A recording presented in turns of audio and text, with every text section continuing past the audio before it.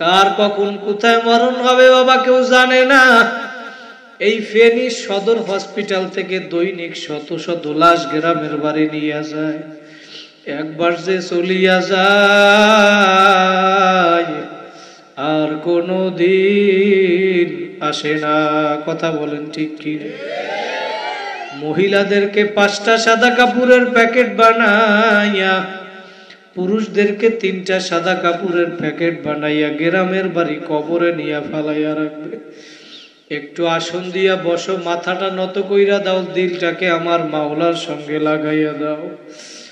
আর মনে মনে ভাবো, কার মা নাই কার বাবা নাই, আমিও একদিন দুনিয়া থেকে বিদায় হইয়া যাব। দুনিয়া থেকে বিদায় হওয়ার পর এখন তুমি একটু মুরাকাবা করো, মরার আগে একটু মইরা দেখো। কবি বলছে রুহু তনসে উরগাই মুর্দা কি হালাত কিয়া হুই। তোমার শরীর থেকে তোমার রুহুটা বের হইয়া গেছে, এখন দেখো তাকাইয়া তোমার লাশটা বইরে রইছে। এখন তোমারে আর কেউ বলবে না আব্দুল্লাহ ঘুমাইয়া রইছে, বলবে আব্দুল্লাহর লাশটা বইরা রইছে, আব্দুর রহিমের লাশটা বইরা রইছে। এখন তুমি তাকাইয়া দেখো, যেই সন্তানের জন্য মাথার গাম পায়ে ফেলাইয়া, যেই পরিবারের জন্য ঘর বানাইলা, বিল্ডিং বানাইলা, দালান বানাইছো, তোমার লাশটা আজকে ওই ঘরের ভিতরেও জায়গা দিবে না। লাশটা নিয়ে এখন বাড়ির সামনে উঠানের ভিতরে ফেলাইয়া রাখবে। তোমার সন্তান আইসা ডাকবে বাবা বাবা, কই জব তো আর দিবা না।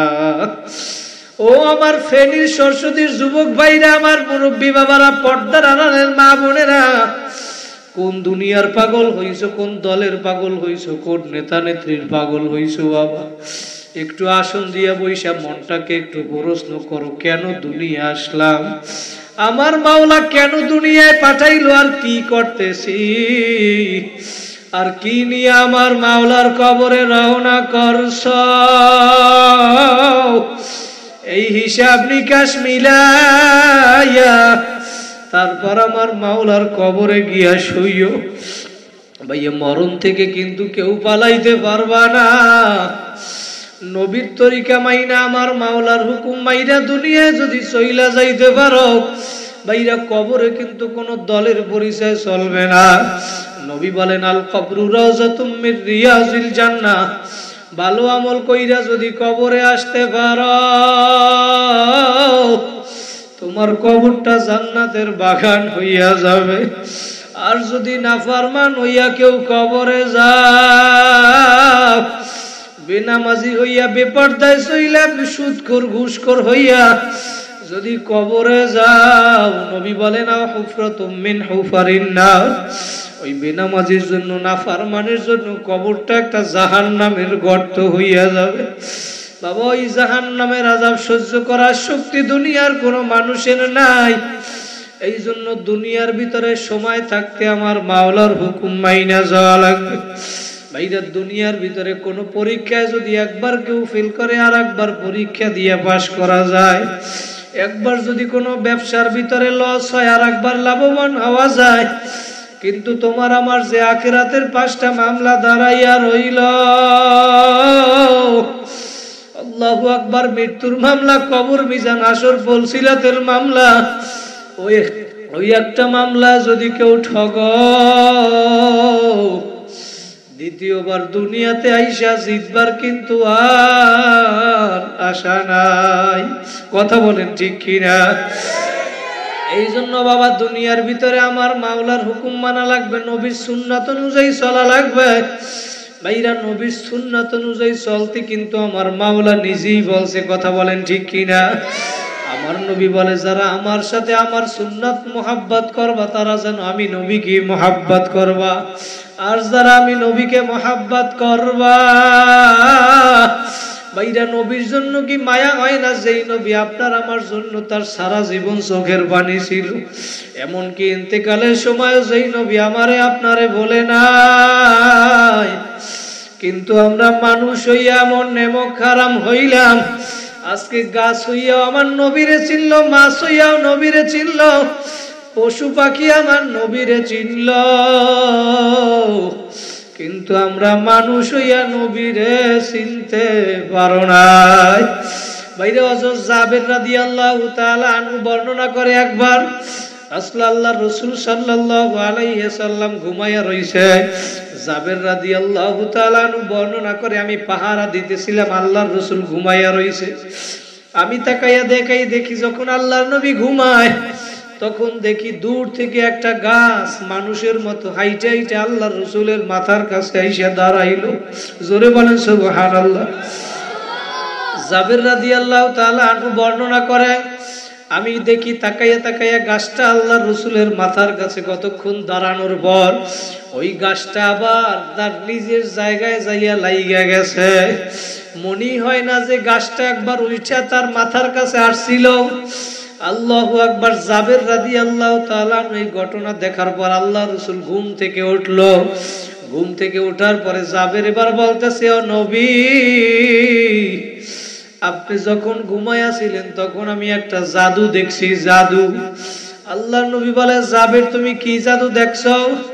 বলে, আপনি যখন ঘুমাইয়াছিলেন ওই দূর থেকে ওই গাছটা মানুষের মতো হাইটে হাইটে আপনার মাথার কাছে এসে দাঁড়াইলো। কতক্ষণ দাঁড়াইয়া আপনার চেহারার দিকে তাকাইয়া রইছে, আবার তার নিজের জায়গায় যাইয়া গাছটা লাইগা গেছে। জাবের রাদিয়াল্লাহু তাআলা আনহুকে এবার মিষ্টি হাসি দিয়ে আল্লাহর নবী বলে, জাবের তুমি জাদু দেখো নাই, জাদু দেখো নাই। ওই গাছটা যখন দূর থেকে আমি নবীরে দেখতেছিল, ওর মন ভরতেছিল না, তখন ওই গাছটার জবান আমার মাওলা কইলা দিছে। জবান ডাক দিয়া বলে, মালিক। গাছটায় ডাক দিয়া বলতেছে, আল্লাহ, তোমার বন্ধু আমার এত কাছে ঘুমাইয়া রইছে, অনুমতি দাও আমি একটু তোমার বন্ধুর মাথার কাছে যাইয়া মন ভইরা দেখি। গাছ হইয়াও আমার নবীরে ছিল, কিন্তু আমরা কপাল পোড়া মানুষ হইয়া আমার নবীরে চিনতে পারি নাই। আল্লাহর নবী বলে, জাবের আমার ওই গাছটার দোয়া আমার মাওলা কবুল করিয়া ফেলাইছে। জোরে বলেন আল্লাহু আকবার। গাছ হইয়া যদি আমার নবীরে চিনতে পারে, মাছ হইয়া পশু পাখি হইয়া যদি আমার নবীরে চিনতে পারে। আল্লাহ রাসূল বিদায় হজের সময় যখন উট কুরবানি করতেছিল, বিদায় হজের সময় আল্লাহ রাসূল 100 উট কুরবানি করছে, 40টা উট আল্লাহ রাসূল নিজের হাতে জবাই করছে। জোরে বলেন সুবহানাল্লাহ। আরগুলা জবাই করছে হযরত আলী রাদিয়াল্লাহু তাআলা আনহু। বাইরে কিতাবের ভিতরে আসছে, যখন আল্লাহর নবী উটগুলা জবাই করতেছিল তখন ওই উটের ভিতরে প্রতিযোগিতা শুরু হইয়া গেছে, কার আগে কে যাইয়া আল্লাহর নবীর ছুরির নিচে গলা লাগাইবে। উট হইয়া আমার নবীরে চিনল। সাহাবায়ে কেরাম সেই নবীরে কেমন ভালোবাসলো। আল্লাহু আকবার। আল্লাহর রাসূল একদিন রাত্রবেলা ঘুমাইয়া রইছে। এই ঘুম থেকে উঠে একটা পাত্রের ভিতরে আল্লাহর রাসূল পেশাব করছিল। এই পেশাব করার পরে অন্ধকারের ভিতরে পাশে সেইটা রাইখা দিল। আল্লাহু আকবার, আল্লাহু আকবার। তার খাদেম ছিল, গোলাম ছিল উম্মে আয়মান রাদিয়াল্লাহু তাআলা আনহু। উম্মে আয়মান রাদিয়াল্লাহু তাআলা আনহু রাত্রবেলা তার এমন পরিমাণে পানির পিপাসা লাগছে, তার পানির পিপাসার কারণে সে ঘুম থেকে জায়গা গেল। ঘুম থেকে উঠে এখন অন্ধকারের ভিতরে পাশে হাত দিয়া দেখে একটা পাত্র রাখা, যেইটার ভিতরে পানি। দইরা দেখে পানির মতো তরল, নাকের কাছে নিয়ে দেখে এমন সুগেরান আর জীবনে কোনোদিন পায় নাই। এখন তার পানির পিপাসায় আর মন মানতেছিল না। সে অন্ধকারের ভিতরে এখন ঘেরান পাওয়ার পরে ওই পাত্রের পানি সে পান কইরা ফেলাইছে। আল্লাহর নবী সকালবেলা উঠে বলে, উম্মে আয়মান, পাত্রে কিছু জিনিস রাখা আছে, বাহিরে নিক্ষেপ কইরা আসো। একবার বলে যা। উম্মে আয়মান কোনো কথা বলে না। আল্লাহর নবী 2 বার বলে, কোনো কথা বলে না। 3 বারের পর বলে, ও ইয়া রাসূলুল্লাহ, ইয়া হাবিবাল্লাহ, আপনি যেই পাত্রর পানি আমারে নিক্ষেপ করতে বলছেন সেইটা তো আমি রাত্রি নিক্ষেপ করিয়া ফেলাইছি। আল্লাহর নবী আর বুঝতে বাকি নাই, বলে কোথায় নিক্ষেপ করছো? উম্মে আয়মান এবার পেটকে দেখাইয়া বলে, ও নবী আমি পেটে নিক্ষেপ করছি। জোরে বলেন আল্লাহু আকবার। আমার নবী বলে এইটা তো আমার পেশাব ছিল। উম্মে আয়মান বলতেছে, নবী আমি রাত্রবেলা অন্ধকারের ভিতরে পিপাসার কারণে উইঠা দেখি ভাতের কাছে পেয়ালা, পাত্রের ভিতরে পানির মতো তলন, এমন সুগেরান আমি আর মনকে মানাইতে পারি না, আমার মনের অজান্তেই আমি পান কইরা ফালাইছি। নবী ডাক দিয়া বলে, উম্মে আয়মান তুমি পেশাব পান করছো, তুমি কিয়ামত পর্যন্ত তোমার শরীরকে তুমি জাহান্নাম থেকে বাঁচাইয়া ফেলাইছো। আল্লাহর নবী বলে, উম্মে আয়মান শুধু তাই নয়, তুমি আমার পেশাব পান করার কারণে যতদিন তুমি দুনিয়ায় বাইচা থাকবা ততদিন তোমার আর জীবনে কোনোদিন ক্ষুধা লাগবে না। ভাইরা আমি যেইটা বুঝাতে চাইলাম, আল্লাহর নবীর পেশাব পান করার পরে যদি সে জাহান্নাম থেকে বাঁচতে পারে, চিরজীবনের জন্য চিরস্থায়ী যদি জান্নাতি হইতে পারে, আল্লাহ নবীর সুন্নাত অনুযায়ী চললে তুমি আমি কেন জান্নাতে যাইতে পারবো না?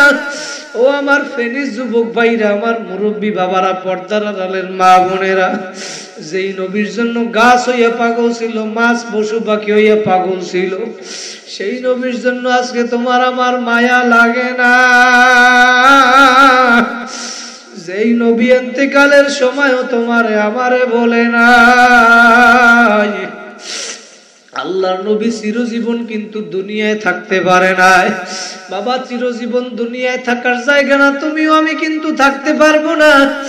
আল্লাহ নবীর যেই দিন ইন্তেকাল হবে, মালাকুল মউত আইসা যখন আল্লাহর নবীর ঘরের দরজায় আঘাত করছিল বাইরা, তখন আল্লাহর নবীর আঘাত পাওয়ার পরে ভিতর থেকে আল্লাহর নবীর কলিজার টুকরা মেয়ে ফাতেমা রাদিয়াল্লাহু তাআলা আনহা দরজা না খুইলা বলে, বাহিরে কে, তোমার কি প্রয়োজন? আমার কাছে বলো, আমার বাবা বুকের ব্যথায় অসুস্থ। মালাকুল মউত ডাক দিয়ে বলে, ফাতেমা তোমার কাছে বললে হবে না,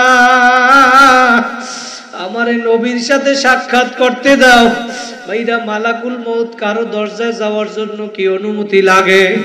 কারো দরজায় যাওয়ার জন্য অনুমতি লাগবে না। তাকাইয়া দেখবা দুনিয়ার ভিতরে মা ঘুমাইয়া রয়েছে, পাশ থেকে সন্তানকে নিয়ে যায়, দাদা ঘুমাইয়া রয়েছে, পাশ থেকে নাতিকে নিয়ে যায়, স্বামী ঘুমাইয়া রয়েছে, পাশ থেকে স্ত্রীকে নিয়ে যায়। কথা বলেন ঠিক কিনা? মালাকুল মউত কারো দরজায় যাওয়ার জন্য অনুমতি লাগে না। দুনিয়ার ভিতরে একজন হইছিল যিনি আপনার আমার মায়ার নবী, তার কাছে আমার মাওলা পাঠাইয়া বলছে, আজরাইল আমার বন্ধুর কাছে যাও কবজ করার জন্য, জান কবজ করার জন্য, কিন্তু আমার বন্ধুর অনুমতি চাইবা। যদি আমার বন্ধু তোমারে অনুমতি দেয় তারপরে জান কবজ করবা, আর যদি আমার বন্ধু অনুমতি না দেয় তাহলে তুমি আবার ফিরিয়ে আসবা। আল্লাহ নবীর কাছে যখন অনুমতি চাইলো জান কবজ করার জন্য, এদিকে ফাতেমা রাদিয়াল্লাহু তাআলা আনহা 2-3 বার দরজা তো আর খোলে নাই। মালাকুল মউত আসছে না কে আসছে ফাতেমা তো আর জানে না। আল্লাহ নবীর কাছে গিয়া বলে, নবী দরজার বাহিরে কে আসছে? দুনিয়ার কার এত বড় সাহস? আল্লাহ নবী ডাক দিয়া বলে, ফাতেমা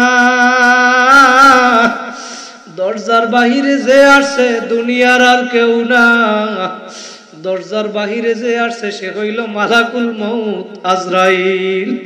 ফাতেমা এখন আরো কান্না শুরু করিয়া দিছে, বলে আব্বাজান মালাকুল মউত আসছে কাকে নেওয়ার জন্য, আপনারে নাকি আমারে? আল্লাহর নবী বলে, ফাতেমা আমারে নেওয়ার জন্য আসছে। ফাতেমা এখন আরো চিল্লাইয়া কান্দে। ভাইরা দেখবেন দুনিয়ার ভিতরে খেয়াল কইরা দেখবেন, আল্লাহর নবী বইলা গেছে, বলছে মেয়েরা বাবারে বেশি ভালোবাসে, বাবারাও মেয়েরে বেশি ভালোবাসে। আমার একটা ছোট্ট বাচ্চা আছে 3 বছর মেয়ে, ও আজকে 2-3 দিন আমি বাসায় নাই, কিন্তু ওর পরাণে মন মানে না, ছোট বাচ্চা কিছু বোঝে না।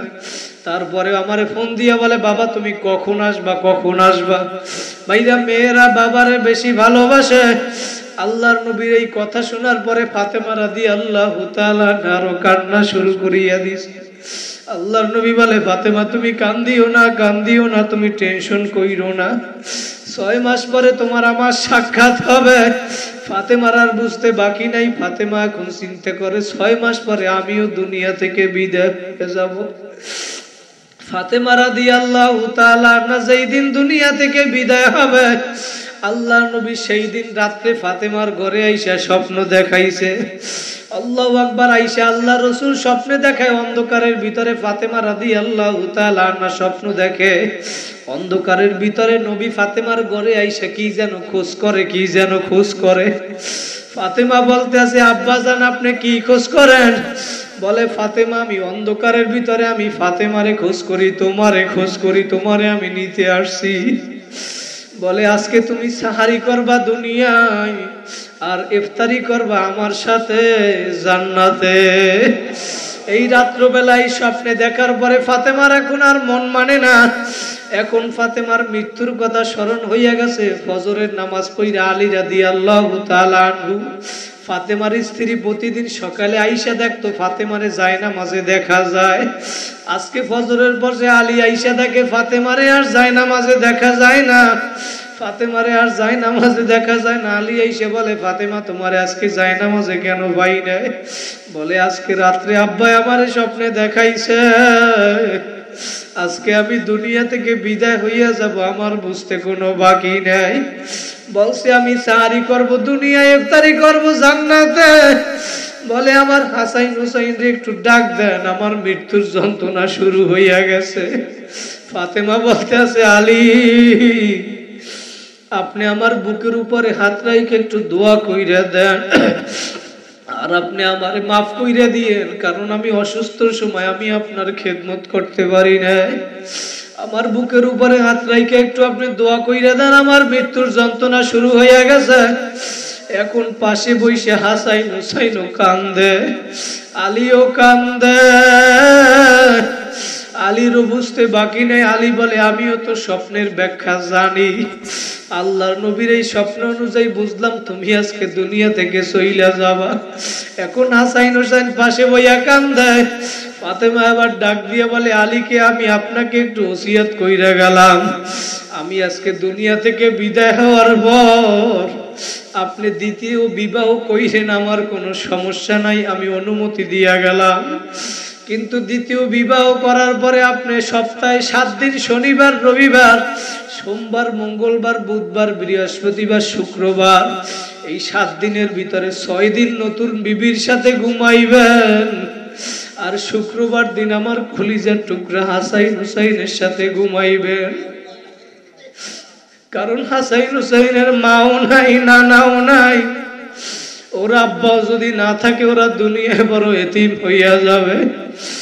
আপনি যদি শুক্রবার দিন ওদের সাথে ঘুমান, ওরা বুঝবে আমার বাবা দুনিয়া আছে। ভাইরা যার মা বাবা যার নাই, সে জানে মা বাবা কি জিনিস। ওই মা বাবা তোমারে আমারে দুনিয়ায় আসার জন্য মৃত্যুর খাতায় সাইন করছিল। মা বাবা যে সন্তানের কি পরিমাণ ভালোবাসে, আর সন্তানও যে মা বাবারে কি পরিমাণ ভালোবাসে। যার এই সম্পদ নাই সে জানে মা বাবা কি জিনিস। আমার ওই বরিশাল কয়েকদিন আগে আমাদের দায়িত্ব ছিল, শামীম ভাইয়ের বড় বোন মারা গেছে, ইন্তেকাল করছে। শামীম ভাই আমাদেরকে বলতেছিল, হুজুর আমার বড় বোন দুনিয়া থেকে বিদায় হইয়া গেছে, আর ছোট একটা বাচ্চা রাইখা গেছে। ওই বাচ্চাটা এখন রাত্রবেলা আমার ছোট বোন আর খালাম্মার কাছে ঘুমায়, কিন্তু রাত্রবেলা ঘুমের ভিতরে ঘুম সজাগ হইয়া চিল্লাইয়া উঠে, চিল্লানি মাইরা মা মা কইয়া ঘুমের ভিতরে ডাক দিয়া ওঠে, আর ডাক দিয়া বলে, খালাম্মা আমার আম্মায় কোথায়? শামীম ভাই বলে, হুজুর ও তো ছোট মানুষ বুঝে না, আমি ওরে একটা নতুন জামা কিনিয়া দিছি, জামাটাও পাইয়া বড় খুশি হইছে। আমারে বলতে আছে, মামা আমি এই জামাটা গায়ে দিয়া প্রথম আমার আম্মারে আমি দেখাবো। শামীম ভাই বলে, হুজুর আমি চোখের পানি রাখতে পারি না, ওর জামাটা পরাইয়া ওরে আমি ওর মার কবরের কাছে নিয়ে গেছি। ও এখন জামাটা গায়ে দিয়ে আর মার কবরের পাশে ঘুরে আর ডাক দিয়ে বল, মা আমি নতুন জামা গায়ে দিছি, তুমি তাকাইয়া দেখো। শামীম ভাই বলতে আছে, হুজুর আর কান্না দেখে আমারও চোখের পানি চলে আসছে, আমারও তো বোন, আমি আর কান্না রাখতে পারি নাই। যার মা বাবা নাই সে জানে মা বাবা কি জিনিস। বাইরা কার মা বাবা দুনিয়া আছে সম্পর্ক নাই, মা বাবার সাথে বেয়াদবি করিয়া ভালাইছো। আজকে এই মাহফিল শেষ করিয়া মা বাবার পাও দইরা হাত দইরা মাপ চাবা। তুমি আমি জীবনে যতই বড় হও না কেন মা বাবার দোয়া ছাড়া হইতে পারো নাই। ও সন্তান, তুমি ঢাকায় লেখাপড়া করো, চাকরি করো, ভার্সিটিতে পড়ো, মাদ্রাসায় পড়ো, হোটেলে পড়ো, তুমি দূরে দূরে থাকো, মনে করছো বাড়িতে বসে মনে হয় তোমার মা বড় আরামে আছে। না না, তুমি দূরে থাকো, তোমার বাড়ি কত মেহমান আসে, তোমার মা কত রান্না বান্না করিয়া পাক করিয়া খাওয়ায়, কিন্তু মার কলিজাটা ফাইটা যায়, এক পিস গোস্ত মুখে দেয় না। কারণ চিন্তা করে আমার সন্তানটা মাদ্রাসায় পড়ে, বোর্ডিং এ খায়, ভার্সিটিতে পড়ে, কলেজে পড়ে, বোর্ডিং এ মেসে খায়, ভালো খাইতেও পারে না। ওর মুখে দেওয়া সারা রাত পর্যন্ত মায়ের মুখে আর খানা যায় না। সবাই রে খাওয়াইয়া দাওয়াইয়া মা এক ফোঁটাও ভাত লোকমা মুখে দেয় না। ওই এক টুকরা গোস্ত ফ্রিজের কোনায় রাইখা দিছে, আমার সন্তান যেদিন আসবে আমার সন্তানের নিয়ে আমি খাবো। ও আমার যুবক ভাইরা, আমার মুরব্বী বাবারা, কার মা নাই কার বাবা নাই? যার মা বাবা নাই দুই ফোঁটা চোখের পানি ফালাও। কার মা বাবারে কবরে 5 খান 3 খান কাপড়ের প্যাকেট বানাইয়া কবরে রাইখা আসছো। তুমি আজকে ল্যাপ কম্বল গায়ে দিয়া এসির ভিতরে ঘুমাও। ওই আজকে শাহ আলম ভাই আমার সভাপতি সাহেব ভাইয়ের বাসায় খানা খাইলাম, আমি জিজ্ঞেস করলাম শাহ আলম ভাই আপনার কি মা বাবা আছে? বলে না হুজুর আমার মা বাবা নাই। এত শান্তি এত গাড়ি বাড়ি, কিন্তু যে আদরের মা বাবা নাই। আজকে কত সম্পদ হইল, কত কিছু হইল, বলে হুজুর আজকে চাইলে যদি আমি বাবারে একটা লুঙ্গি কিনিয়ে দিতে পারতাম, কিন্তু আজকে আমার বাবা দুনিয়ায় নাই। অনেক রিকশাওয়ালা আইসা বলে হুজুর আমার বাবা যখন দুনিয়ায় ছিল আমার একটা লুঙ্গি কিনা দেওয়ার সামর্থ্য ছিল না, কিন্তু আজকে আমার বাবা দুনিয়ায় নাই, আমি চাইলে 1000 লুঙ্গি আমি বাবারে কিনিয়ে দিতে পারতাম। একটা শাড়ির দিকে তাকাইলে শাড়ি দেখে আমার মায়ের কথা মনে বইরা যায়। আমি যখন ঈদের সময় বাড়ি আসতাম দরজার সামনে দাঁড়াই আমার বাবা অপেক্ষা করত। ছোটবেলা আমরা যখন ঘর দিয়ে মাদ্রাসায় রওনা করতাম, আমার বাবা আমারে আগাইয়া দেওয়ার জন্য দরজা পর্যন্ত আসতো, কিন্তু আমার মা শুধু দরজার কাছে আসতো না। যখন আমি রাস্তায় যাইতাম আমার মা দরজা পার হয়ে আস্তে আস্তে সিঁড়ির কাছে নামতো। সিঁড়িতে নাই মা গাছের আড়ালে আড়ালে তাকাইয়া থাকে। যখন সন্তানকে আড়ালে আর যখন তাকাইয়া দেখতে দেখতে যখন সন্তান গাছের আড়ালে ভরিয়া যায়, তখন মা এই দিক থেকে তাকায় এদিক থেকে তাকায়, তখন মায়ের চোখ থেকে 2 ফোঁটা পানি বের হইয়া যায়। বাইরা কার মা নাই কার বাবা নাই। তুমি যখন তোমার মায়ের পেটের ভিতরে ছিলা তখন তোমার পা 2টা ছিল উপরের দিকে, মাথাটা ছিল নিচের দিকে। ডাক্তাররা বৈজ্ঞানিকরা বলে যখন মায়ের পেটের ভিতরে সন্তান থাকে ওর মাথাটা নিচের দিকে থাকে, পা উপরের দিকে থাকে। আর ওই পেটের ভিতর বৈশা যখন লড়াচড়া করে পা 2টা এরকম নড়াচড়া করে, যখন লাথি মারে ওই প্রত্যেকটা লাথি গিয়া মায়ের কলিজা বাসাইয়া লাগছিল। তারপরেও মা কিন্তু তোমারে আমারে ফালাইয়া দেয় না। মায়ের যদি সন্তানের জন্য এত মায়া হইতে পারে, আমার মাওলা বলে বান্দা বান্দি রে আমি মাওলা তোদের জন্য মায়ের চেয়ে কোটি কোটি গুণ বেশি মায়া। আমি মাওলা অপেক্ষা করি বান্দা বান্দি আয় আয়। তোরা গুনাহ করিয়া পালাইছো, ভুল করছো, আমার দরবার নৈরাশ হওয়ার দরবার না। ও পর্দার আড়ালের মা বোনের আকার মা নাই কার বাবা নাই। 2 ফোঁটা চোখের পানি ফেলাও, কান্না না আসলে একটু মনকে বুঝাও রে মন। যেই ঘর দিয়া তুমি একদিন নতুন বধূ হইয়া উঠছিলা, সুন্দর শাড়ি পইরা উঠছো, কত মানুষ শরবত পান করাইলো, বাতাস করলো। আবার যেই দিন ওই ঘর দিয়া 5 খান সাদা কাপড়ের প্যাকেট হইয়া মরা লাশ হইয়া বাইর হবা, ওই দিন সন্তানরা তোমারে ডাকবে মা মা, কই ডাকে তো আর সারা দিবা না। এই জন্য ভাইরা মা বাবা কার নাই 2 ফোঁটা চোখের পানি ফেলাও। মা বাবার কথা স্মরণ কইরা কইল, 2 ফোঁটা চোখের পানি যদি এই ময়দানে ফালাইতে পারো, চোখের পানি ফালাইয়া দিলটাকে আমার মাওলার সঙ্গে লাগাইয়া দাও। আর মাওলার কাছে বলো, মাওলা জীবনে যত গুনাহ করিয়া ফেলাইছি, নামাজ কাজা করছি, রোজা কাজে করছি, মা বাবারে কষ্ট দিছি, দাড়ি কামাইছি, জীবনে আর মা বাবারে কষ্ট দিবা না, দাড়ি কামাবা না, গুনার কাজ করবা না, নেকের আমল ছাড়বা না। আমার মাওলাকে ডাকার মতো যদি ডাকতে পারো, ইয়াবাম উরায়া নায়াবাম জুস্তে জুই মিকুনাম হাসিল আয়াত ইয়ানা আয়াত আরজুয়ে মিকুনাম। কিতাবের ভিতরে লেখছে, আমার মাওলাকে ডাকার মতো ডাকতে থাকো, আর মনে মনে বাবু মালিক আমি তোমারে ডাকবো, আমার ডাকে তুমি সাড়া দাও আর নাইবা দাও, তুমি আমারে মাফ করো আর নাইবা করো।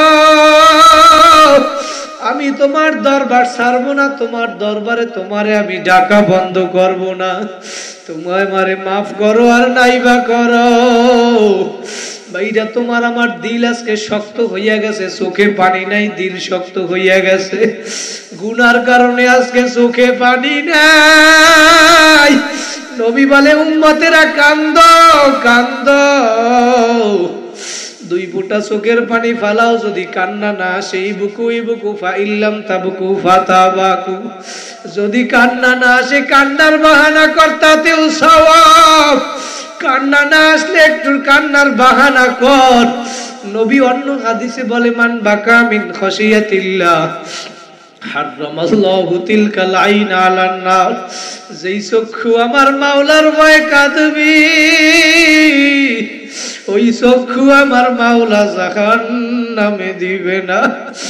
দুনিয়ায় আগুন লাগলে পানি ছাড়া যেমন নিভানো যায় না, তোমার আমার গুনার কারণে জাহান্নামের যে আগুন জ্বলছে, ওই আগুন কিন্তু চোখের পানি ছাড়া নিভানো যাবে না বাবা। দুনিয়ায় আগুন জ্বালানোর জন্য গ্যাসের প্রয়োজন হয়, লাকড়ির প্রয়োজন হয়, আমার মাওলা কোরআনে জানায় দেয়, ওয়াকুদুহান নাসু ওয়াল হিজারা, আমি জাহান্নাম জ্বালাবো মানুষ আর পাথর দ্বারা। পাথর হইয়াও কিন্তু আমার মাওলার ভয় কান্দে, আমার মাওলা কোরআনে জানাইয়া দেয়, কিছু কিছু পাথর আছে, সুম্মা কাসাত কুলুবুকুম মিন বাদি যালিকা ফাহিয়া কাল হিজারা আও আশাদ্দু কাসওয়া ওয়া ইন্না মিনাল হিজারাতি লামা ইয়াতাফাজ্জারু মিনহুল আনহার ওয়া ইন্না মিনহা লামা ইয়াশাক্কাকু ফায়াখরুজু মিনহুল মা ওয়া ইন্না মিনহা লামা ইয়াহবিতু মিন খাশিয়াতিল্লাহ। আমার মাওলা বলে, দুনিয়ার ভিতরে কিছু কিছু পাথর আছে, আমার আযাবের ভয় কান্না করতে করতে নহর জারি করিয়া ফেলায়। ওই সিলেটে গিয়ে দেখবা পাহাড়ের ভিতর থেকে নহর জারি হইয়া গেছে, ওইটা কিন্তু নহর না, ঝর্ণা না। কিতাবের অনুযায়ী, ভাষ্য অনুযায়ী বোঝা যায় পাথর মাওলার ভয় কাঁদতে কাঁদতে চোখের পানি ফালাইতেছে, পাথর মাওলার ভয় কাঁদতে কাঁদতে টাস টাস করিয়া ফাটিয়া যায়, এক জায়গা থেকে ছিটে আর এক জায়গায় পাথর চলিয়া যায়। আজকে তুমি আমি মানুষ হইয়া কি পাথরের চেয়েও দিলটা শক্ত হইয়া গেছে, তোমার আমার চোখে আজকে গুনার কারণে পানি নাই বাবা। আমার মাওলার কথা স্মরণ করো, আযাবের ভয় স্মরণ করো, নবীর সুন্নাত অনুযায়ী চলো। যদি চলতে পারো আস্তে আস্তে তোমার দিলটা নরম হইয়া যাবে বাবা। কত দিল শক্তওয়ালা মানুষ, গতকালকেও পিসা হুজুরের চরমনাই বয়ান করছে, কত নতুন সাথী ভাইরা চরমনার ময়দানে আসছে, আইসা হুজুরের সাথে দেখা করছে, হুজুরেই বয়ান করছে, বলে হুজুর আমার চোখে আর জীবনে কোনোদিন পানি আসে নাই আজ পর্যন্ত, কিন্তু আপনি যখন বয়ান শুরু করছেন, বলে হুজুর চোখের পানি আর রাখতে পারি নাই। সাথীদেরকে ডাক দিয়া বলে, তোরা আমারে চরমনাই আগে কেন আনো নাই? কত মদখোর গাঁজাখোর চরমনার ময়দানে আইসে আল্লাহর ওলি হইয়া গেছে। আল্লাহু আকবার। আমি দাওয়াত দিয়া গেলাম বাবা আজ চরমনার ময়দানে যাইয়েন, এবছর যাইতে পারে না, আগামী নভেম্বর ফেব্রুয়ারি মাসে চরমনার মাহফিলে যাবে। ওইখানে গেলে আল্লাহর ওলিদের দেখবেন বাইরে একজন আর কান্না দেখলে কিন্তু আর একজন আর এমনি কান্না বের হইয়া যায়। আমাদের ওই মরহুম আল্লাহর কুতুব সৈয়দ ফজলুল করিম রাহমাতুল্লাহি আলাইহি মানুষের কাছে কাছে যাইতেন আর পাও দইরা বুঝাইতেন, বাবা গুনার কাজ ছাড়ো, নেকের আমল ধরো। গুনার গাছ ছাড়ো, নেকের আমল ধরো, আমার মাওলারে নিয়ে কবরে যাও। আমরাও পায়ে হাত দিয়া বলিয়া গেলাম, গুনার কাজ ছাড়ো, নেকের আমল ধরো, আমার মাওলারে নিয়ে কবরে যাও। যদি আমার মাওলারে নিয়ে কবরে যাইতে পারো, তোমারে আমারে আমার মাওলা মাফ করতে দেরি করবে না। ভাইরা আমার, হুকুম মাইনা নবীর সুন্নাত অনুযায়ী চইলা আমরা কবরে যাব। কারা কারা রাজি আছেন? আর একবার দুইটা হাত জাগাইয়া জোরে আল্লাহ বলিয়া ডাক দেন। আমার মাওলা দেখু অর্ধরাত্র হইয়া গেল, আরো জোরে ডাক দেন আল্লাহ। ভাইরা, দুনিয়ার ভিতরে যদি আপনি সুন্নাত অনুযায়ী চলেন, নবী অন্য হাদিসের ভিতরে বলে, মান তামাসসাকা বিসুন্নতি ইনদা ফাসাদি উম্মতি ফালাহু আজরু মিআতি শাহীদ। যারা আমার একটা সুন্নাতকে দৃঢ়ভাবে আঁকড়াইয়া ধরবা, তারা আমি আল্লাহ পাক তাদেরকে 100 শহীদের সওয়াব দিয়ে দিবে। ভাইরা, সুন্নাত তো দুনিয়ার ভিতরে অভাব নাই। আপনি ইস্তেনজা করতে বাথরুমের ভিতরে কিভাবে ঢুকবেন, কিভাবে বের হবেন, সেইখানেও নবীর সুন্নাত। আপনি নখটা কিভাবে কাটবেন, নবীর সুন্নাত। খানা কেমনে খাইবেন, নবীর সুন্নাত। খানার আগে বিসমিল্লাহ বলবেন, নবীর সুন্নাত। খানা খাইতে বিসমিল্লাহ বলতে বলিয়া গেলে বিসমিল্লাহি আউওয়ালাহু আখিরা, নবীর সুন্নাত। খানার শেষে আলহামদুলিল্লাহ, নবীর সুন্নাত। ভাইরা, নবীর সুন্নাত এমন কোন সাইড নাই যেখানে নাই নবীর সুন্নাত নাই। আপনি প্যান্ট পরছেন, আগে ডান পাওটা আগে ঢুকাইছেন। শার্ট পরছেন, গেঞ্জি পরছেন, আগে ডান হাতেরটা আগে ঢুকাইবেন। আল্লাহু আকবার। নবীর সুন্নাত যদি আদায় করতে পারো, আল্লাহু আকবার, আল্লাহু আকবার। সুন্নাতের মধ্যে আবার নবীর বড় সুন্নাত হইল এই দাড়ি। এই দাড়ি মোবারক যদি আপনি ডাইকা দিতে পারেন, কবরে যাওয়ার পরে বাইরে কিন্তু কোন দলের পরিচয় চলবে না। চলবে 3টা কবরে প্রশ্ন করবে, এর ভিতরে একটা হইল আমার নবীর সামনে দেখাইয়া বলবে, মা হাদার রাজুল, এই ব্যক্তিকে, এরে কি তুমি চিনো? ও আমার ফেনীর যুবক ভাইরা, আমি প্রশ্ন রাইখা গেলাম, ওই নবীর চেহারার সাথে যদি তোমার চেহারার কোনো মিল না থাকে, নবীর পোশাকের সাথে যদি তোমার পোশাকের মিল না থাকে, তাহলে তুমি ওই দিন নবীর সামনে কিভাবে দাঁড়াবা? আমার নবীর চেহারার ভিতরে এমনকি সাহাবায়ে কেরাম দুনিয়ার ভিতরে যারা ছিল, আজ পর্যন্ত কেউ বলতে পারবে না একজন সাহাবী দাড়ি ছাড়ছে অথবা কামাইছে। নবীর দাড়ি কামায় নাই, ছাটে নাই, তাহলে তুমি আমি কোথায় এখন ফতুয়া পাইছো, দলিল পাইছো? আজকে যারা দাড়ি কাটো, কামাও নবীর কথা অনুযায়ী, বর্তমানে বৈজ্ঞানিকরা বলে যারা দাড়ি কামাইবে চেহারার সৌন্দর্য নষ্ট হইয়া যাবে, যারা দাড়ি কাটবে অথবা ছাড়বে তাদের চোখের পাওয়ার কমিয়া যাবে, যৌবন শক্তি কমিয়া যাবে। আমার নবী বলছে 1500 বছর আগে। বর্তমান বৈজ্ঞানিকরা এখন বাইর করছে, এই জন্য দেখবেন বর্তমানে বিধর্মীরাও কিন্তু দাড়ি রাখে। কথা বলেন ঠিক কিনা? অনেক হিন্দুরাও স্টাইল করিয়া দাড়ি রাখে, কারণ ওরা জানে এই দাড়ি কামাইলে যৌবন কমিয়া যাবে, চোখের পাওয়ার কমিয়া যাবে, চেহারা সৌন্দর্য নষ্ট হইয়া যাবে। ভাই রামজারা যারা দাড়ি রাখছি আমরা কিন্তু না বুঝা রাখি নাই বাবা। আমরা যারা দাড়ি রাখছি আমাদেরকে খারাপ দেখায় এমনও না বাবা, আমরা কিন্তু বুঝা শুই না তারপর দাড়ি রাখছি। শয়তানে কিন্তু আমাদেরকেও ধোঁকা দেয়। তারপরে যদি এখন কেউ বলে 1 কোটি টাকা দেব দাড়ি কামাও, কিন্তু কামাবো না। 1 কোটি টাকা দেব জামা গায়ে দি কইলে প্যান্ট শার্ট পরো, না না, কোনোদিনও প্যান্ট শার্ট পরবো না। নবীর সুন্নাতেই দাড়ি এই লম্বা জামা যদি গায়ে লাগাইতে পারো, আল্লাহু আকবার। আচ্ছা, শাহ ওলিউল্লাহ মুহাদ্দিস দেহলভী রাহমাতুল্লাহি আলাইহি একদিন রাত্রবেলা দুরূদ শরীফ পড়িয়া ঘুমানোর পরে স্বপ্নে আমার নবীর সাথে সাক্ষাৎ হইয়া গেছে। জোরে বলেন সুবহানাল্লাহ। স্বপ্নের ভিতরে স্বপ্নে দেখতেছে আমার নবীকে, স্বপ্নে দেখতেছে আমার নবীকে, স্বপ্ন দেখে নবী এইভাবে দাড়িগুলা খিলাল করতেছে। শাহ ওলিউল্লাহ দেখে নবী দাড়ি খিলাল করে। এই দাড়ি খিলাল করার পরে 1টা 2টা 3টা অথবা 3টা দাড়ি তার হাতের ভিতরে ছিঁড়িয়া আসছে। 2টা অথবা 3টা দাড়ি হাতের ভিতরে ছিঁড়িয়া আসার পরে নবী স্বপ্নের ভিতরে বলতেছে, শাহ ওলিউল্লাহ তোমার সাথে আমার অনেক দিন সাক্ষাৎ হয় না, আজকে অনেক দিন পরে সাক্ষাৎ হইল, তোমারে আমি কিছু হাদিয়া দিতে চাই। ওই সেরা 2টা অথবা 3টা দাড়ি তার হাতের মধ্যে নবী হাদিয়া দিয়া দিছে। হাদিয়া দেওয়ার পরে সকালবেলা যখন ঘুম থেকে ওইটা বাতি জ্বালাইছে, শাহ ওলিউল্লাহ মুহাদ্দিসের স্বপ্নের ভিতরে যেই দাড়ি তার হাতের মধ্যে নবী দিছে, দেখে বাতি জ্বালানোর পরে ওই কুচকুচে কালো দাড়ি তার হাতের মধ্যে দেখা যায়। তিনি এখন খুশি হইয়া আতর মাইখা সুমা দেয়, জামার পকেটে রাইখা দিল। ফজরের নামাজ পড়িয়া জিকির আজগার কইরা ইশরাকের নামাজ পড়িয়া মাদ্রাসায় 10 দেওয়ার জন্য রওনা করছে। মরুভূমি আর মরুভূমি ওই পথ দিয়ে রওনা করছে। ওই মরুভূমির ভিতরে সূর্যের তাপ আর গরম, বালুর গরম। আল্লাহু আকবার। কিন্তু নবীর ওই দাড়ি তার পকেটে থাকার কারণে আজকে যখন ওই মরুভূমি দিয়া যাইতেছে, তখন দেখে মেঘ আইসা তারে আজকে ছায়া দিতেছে।